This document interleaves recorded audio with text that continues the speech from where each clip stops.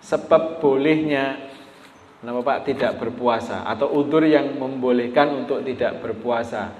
Yang kedua adalah sakit.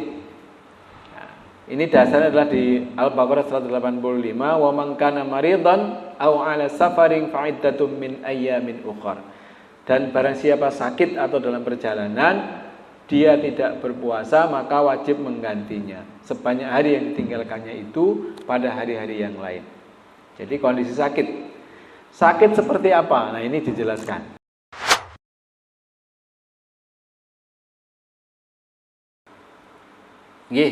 Hal-hal yang makruh di dalam puasa, ya tentunya hal-hal yang mengarah kepada sesuatu yang mendekati membatalkan puasa. Termasuk diantara adalah wisol. Kemarin sudah kita bahas. Mencicipi makanan itu juga tidak boleh. Termasuk mengumpulkan air liur di mulut. Biasanya yang dewasa tidak ada, tapi biasanya anak-anak dolanan gitu. Itu diantaranya yang mengarah kepada yang membatalkan puasa. Jam itu nih, Pak. Masih 8 menit. Niki kacamata kula wingi ical, terus niki kacamata sementara sak entene. Ketinggalan, Pak, di rest area. Diamankan orang lain. Kemudian udzur yang membolehkan untuk tidak berpuasa. Yang pertama adalah safar atau perjalanan.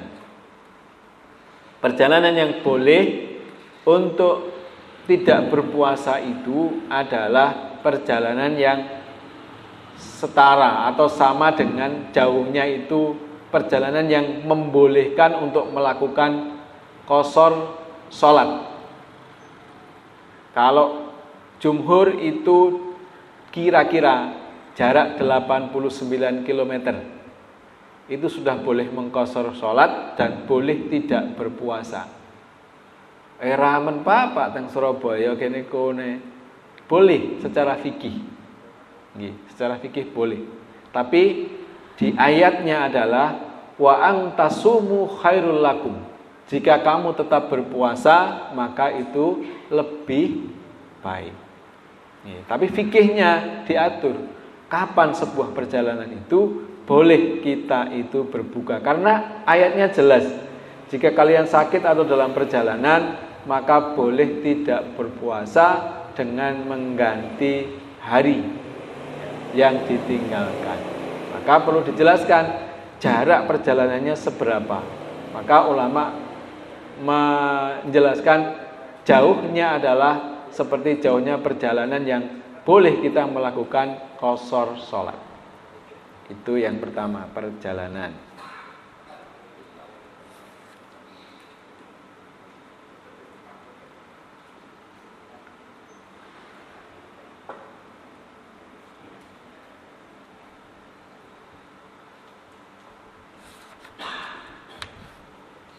Yang kedua, sebab bolehnya Pak tidak berpuasa atau udzur yang membolehkan untuk tidak berpuasa. Yang kedua adalah sakit. Nah, ini dasarnya adalah di Al-Baqarah 185, wa man kana maridan aw ala safarin fa iddatum min ayyamin ukhra. Dan barang siapa sakit atau dalam perjalanan dia tidak berpuasa maka wajib menggantinya sebanyak hari yang ditinggalkannya itu pada hari-hari yang lain. Jadi kondisi sakit. Sakit seperti apa? Nah, ini dijelaskan. Yang pertama, ukuran sakit yang membolehkan untuk tidak berpuasa adalah sakit yang mendatangkan kesukaran berat bagi penderitanya untuk berpuasa, atau dikhawatirkan dirinya akan mati kalau berpuasa, atau dikhawatirkan penyakitnya tambah berat atau lambat sembuhnya gara-gara puasa. Jika si sakit tidak terancam bahaya apapun jika berpuasa, misalnya penderita kudis, sakit gigi, linu, bisul dan seterusnya, dia tidak boleh tidak berpuasa. Nah itu.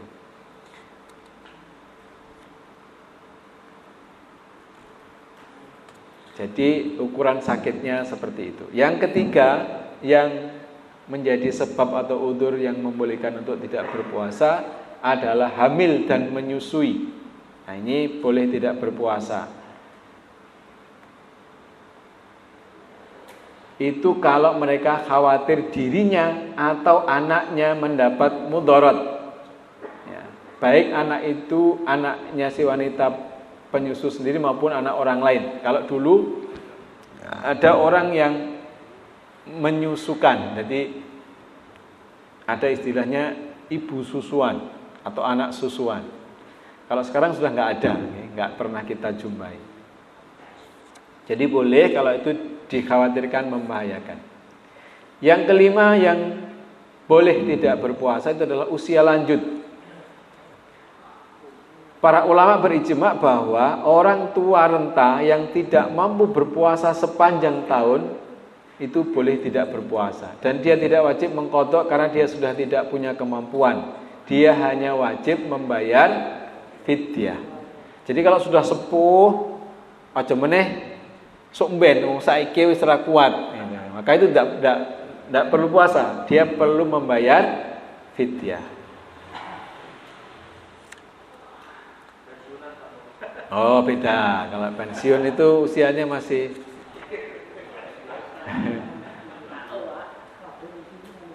tinggi.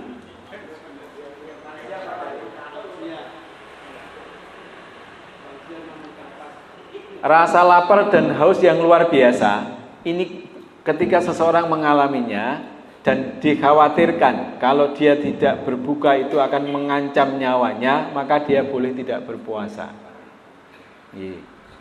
Napa enten Pak? Ya boleh jadi ada wis ngoplak gak kena dimpet sak luwe-luwene pisan nggih. Wis kewoplok dadose nggih. Engko lek gak buka dikhawatirkan bablas, lah itu boleh dia berbuka. Nggih. Atau orang yang dipaksa. Jadi dia berada di luar kemampuannya. Nah, misalnya orang dalam sing korban-korban anu niku Pak kados perdagangan orang itu kan kadang disiksa, dipaksa untuk tidak berpuasa. Itu dia boleh. Karena memang tidak mungkin bagi dia untuk berpuasa. Tapi dia wajib mengqadha di hari yang lain.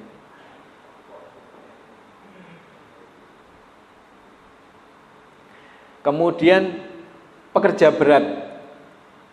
Ulama Abu Bakar Al-Ajiri beliau menulis bagi orang yang kerjanya berat dan dia khawatir akan mati lantaran berpuasa, dia boleh berbuka dan dia harus mengqadha jika meninggalkan pekerjaan tersebut akan mendatangkan mudarat kepada dirinya.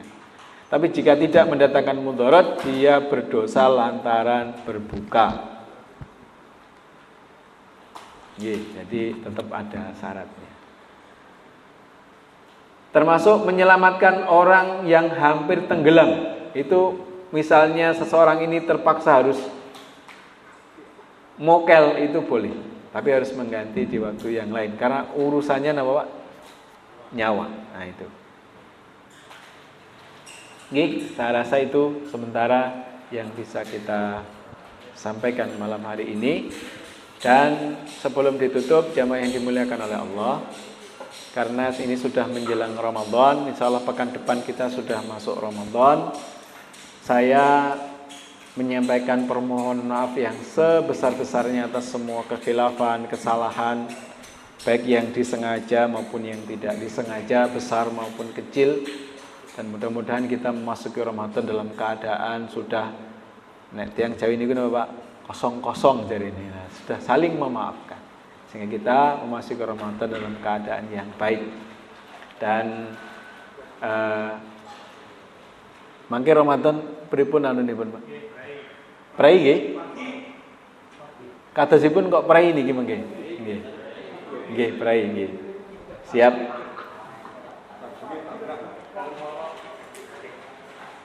Nggih.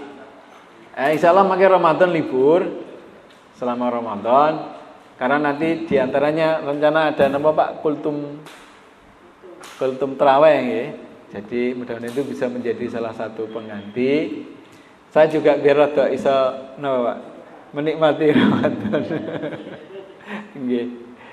Nggih, insyaallah begitu. Nanti kita istirahat dulu selama Ramadan dan mudah-mudahan semua apa yang kita pelajari menjadi bekal yang akan menguatkan semangat kita, menguatkan keyakinan kita dan menambah kemantapan kita dalam menjalankan setiap bentuk dan rangkaian ibadah di bulan Ramadan yang akan datang. Dan insya Allah mudah-mudahan Allah menerima semuanya dan memberikan balasan yang terbaik untuk kita semuanya. Ya, mari kita cukupkan dengan hamdalah. Alhamdulillahirabbil alamin dan doa penutup majelis. Subhanakallahumma wa bihamdika asyhadu an la ilaha illa anta astaghfiruka wa atubu ilaik. Kurang lebihnya mohon maaf. Wallahul muwafiq ila aqwamit thariq. Wassalamualaikum warahmatullahi wabarakatuh.